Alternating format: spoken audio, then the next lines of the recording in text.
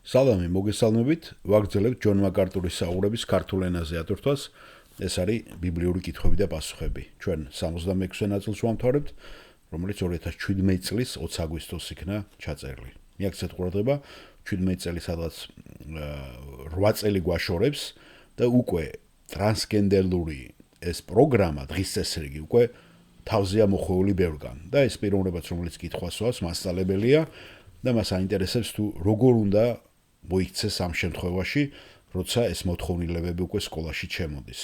და უკვე მასიურად ძალიან ჩქარა გახსოვთ, ამას წინ უსწრებდა ის კითხვები, რომელთა წერილთან დაკავშირებით, თუ რას ნიშნავს გარყვნილი გონება, როცა უკვე ბოლო სტადია, ასე იგი, სექსუალური რევოლუცია გადაიზარდა ჰომოსექსუალურში და უკვე არის აქ უკვე 2017-ში უკვე არის ტრანსსექსუალური რევოლუცია, რომელიც უკვე სიგიჟეს უწოდებს ჯონ მაკარტური და ბიბლია ამას, ხო, სიბეცე უკვე გარყვნილ გონებას რო გადაეცა. და ეს უკვე მთავრობის დონეზე დაკანონება ხდება, იცით, ჯო ბაიდენის ადმინისტრაციამ, ობამამ დაიწყო, მაგრამ ჯო ბაიდენის ადმინისტრაციამ ეს უკვე კულმინაციაში აიყვანა, რასაც ვერც უნკლავდება და ვერ გაუნკლავდა პირველად დონალდ ტრამპი და ეხლაც იცით ხომ რაღაცა პატარა ცვლილებები ჯარში და სამხედროში შეიტანა, მაგრამ მის გვერდზე ჰომოსექსუალი ფინანსთა მინისტრი არის, იცით ხო, ოფიციალურად დაქორწინებული როგორც ელტონ ჯონი და მას ჰყავს შვილები. ჯონ მაკარტური, ეს რა ქვია, დონალდ ტრამპი ხო ტყუილა არ იმას იცავდა, ხო, ესე იგი მის ცნობიერებაში ჰომოსექსუალიზმი აღარ არის ესე დიდი ტრაგედია. ტრანსგენდერობა შეიძლება რაღაცა ისე აღიქმებოდეს, იმიტომ რომ მე რაც ვიცი, ეს ნარცისისტი ადამიანი დონალდ ტრამპი ძალიან დიდი ყურადღებას აქცევს გარეგნობას. ეხლა თვითონაც არ იყო ეხლა ისეთი ახალგაზრდობა შეიძლება უფრო ის იყო, ხო, მაგრამ ძალიან მის იმაში აღიქმება ადამიანი თუ წარმატებულია გარეგნობით ის არის ხომ და როდესაც ცოტათ ვიღაცა ან რაღაცა ისე არ გამოიყურება მის გარეგნობაში ცოტა ესთეტიურადაც არჩევს ადამიანებს, ხო? ასე რომ ვერ გაართვა თავი და ესეთი პრობლემებით ჩვენც ავართ ამ პრობლემების წინაშე ყველგან აბსოლუტურად დასავლურ სამყაროში კანადა მithumedes ჩემპიონი ამ საკითხებში და მართლაც პრაქტიკულად ჩვენ გვაინტერესებს როგორც ქრისტიანებს როგორ გავართვა თავი ამა თუ იმ სიტუაციას, ხო?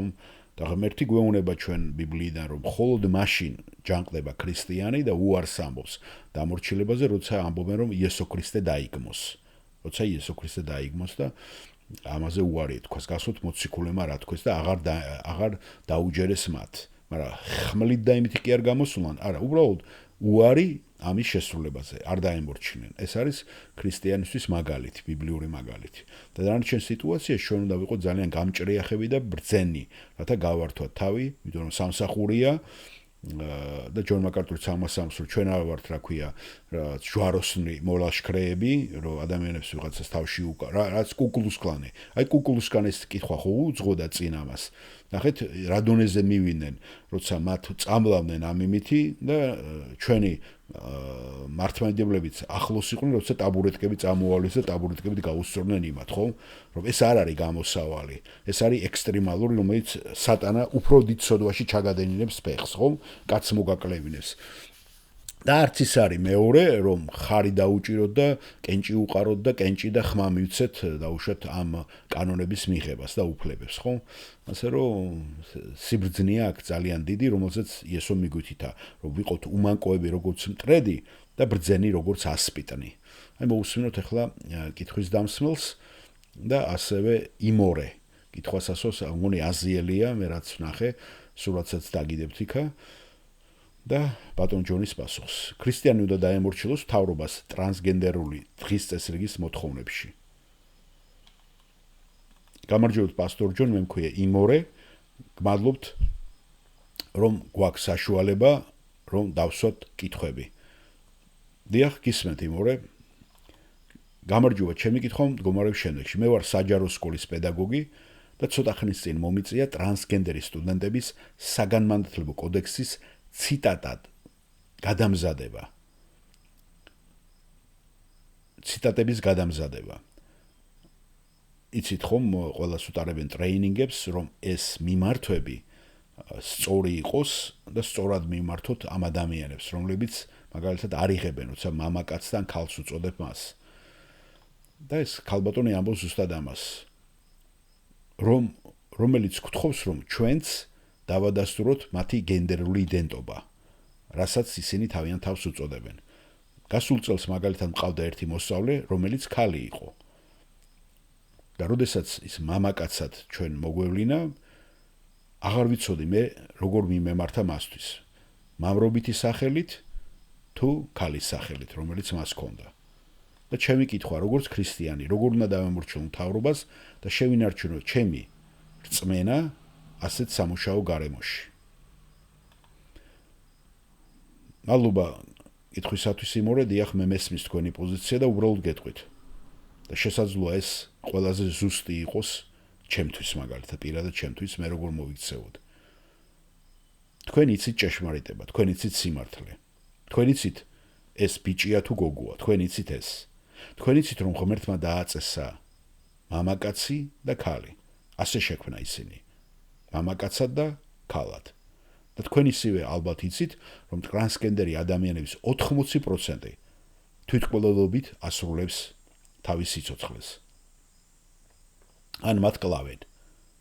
თქვენ ალბათ იცით რომ ეს სიკვდილისაკენ მიმავალი გზაა. არა მარტო ფიზიკური, არამედ ჯოჯოხეთისკენ მიმავალი გზაა.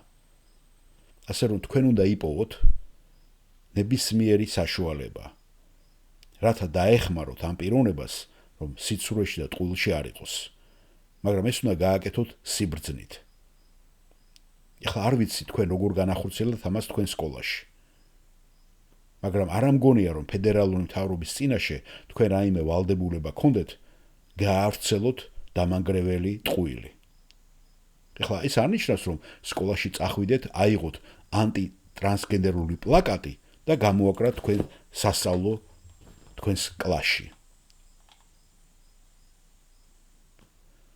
თქვენ არ გინდათ რომ სასამართლოსთან და სამსახური დაკარგოთ და თავიდან აიცილოთ ნებისმიერი სერიოზული დაპირისპირება ამ საკითხთან დაკავშირებით. რადგან თქვენ შეიძლება გინდათ მათ გააგრძელოთ მუშაობა და არ გინდათ დაკარგოთ სამუშაო. თქვენ მასწავლებელი ხართ და არა ჯვაროსანი მოლაშქრე. და მე მგონი თქვენ უნდა იპოვოთ ყველაზე უსაფრთხო გზა თუ როგორ მოიქცეთ. არ ამგონია სწორი იყოს თქვენ როგორც მასწავლებელი კლასში შეხვიდეთ და თქვათ, მისმინეთ, მინდათ გესაუბროთ ბავშვებო, რომლებიც დანგრეული ოჯახებიდან ხართ და რომელიმეს თუ ყავთ ბრუში შობლები. რადგან თუ ყავთ, თქვენ უნდა დაუპირისპირეთ მათ. მე მგონი ამას არ გააკეთებთ, ხომ? ან არ იტყოდით თქვენ კლასში რო შეხვალთ, თუ რომელიმე მშობელი ატყუებს საშემოსავლო გადასახადების ბიუროს, რომ თქვენ შვილებს მოუწოდოთ რომ ამხელონ ისინი. არ გააკეთებდით ამას. იმიტომ რომ თქვენ ხართ იქ, რომ ასწავლოთ საგანი ბავშვებს. ასევე თქვენი საქციელით იყოთ ქრისტეს სინათლე და მარილი. პირადი ცხოვრებიდან ეს უნდა გაანათოთ. მაგრამ თქვენ არ შეგიძლიათ ასევე რომ ეს ტყუილი სიცრუეს, რასაც ხედავთ, ამისადმი მომთმენი იყოთ. დამანგრეველი ტყუილი, რომელიც ღვთის წინააღმდეგაა მიმართული. ამიტომ ან არაფერს ამბობთ, მაგრამ თუ ლაპარაკობთ და გეცლებათ ამის საშუალება, დიდი სიბრძნით და ყურადღებით აკეთებთ ამას. და შესაძლოა ეს სიტყვები თქვენი ამ სტუდენტის ყურამდეც მივიდეს. რაღაცნაირად სიყვარული დაანახოთ თქვენი მხრიდან და როცა მოგეცემათ საშუალება, ძალიან გძნობიარეთ, რომ უთხრათ, რომ თქვენ გეშინიათ იმისი, რაც ხდება მის ცხოვრებაში.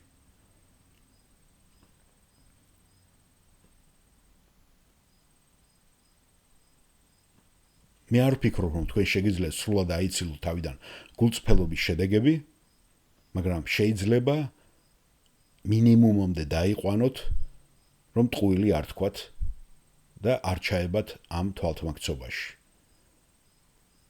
ამ პერიოდში კიდე, როგორც გითხარით, ამ ყველაფრის შუაგულში არ უნდა იყოთ რაღაცა ჯვაროსანი მოლაშქრე და ზიზღით და სიბრაზით არ უნდა შეხედოთ მას. და მე მინდა გითხრათ, რომ თქვენ მარტო არ ახართ. ყველა მეუნება ამ პრობლემის შესახებ, რომ ეს პრობლემა ყველგან არის უკვე. ეს არის სამხედროში, ეს არის ციხეებში, სამავტყოფოებში, სკოლებში, სადაც ყველას უტარებენ სწავლებებს, რათა ეს ტერმინოლოგია და ეს ურთიერთობები იქნას ხელახლა გადახედილი. და მე ვფიქრობ, რომ თქვენ შეგიძლიათ მიენდოთ უფალს და ის სწორედ წაგიძღვებათ და სწორ გადაწყვეტილებას მიგაღებინებთ. მიენდეთ მას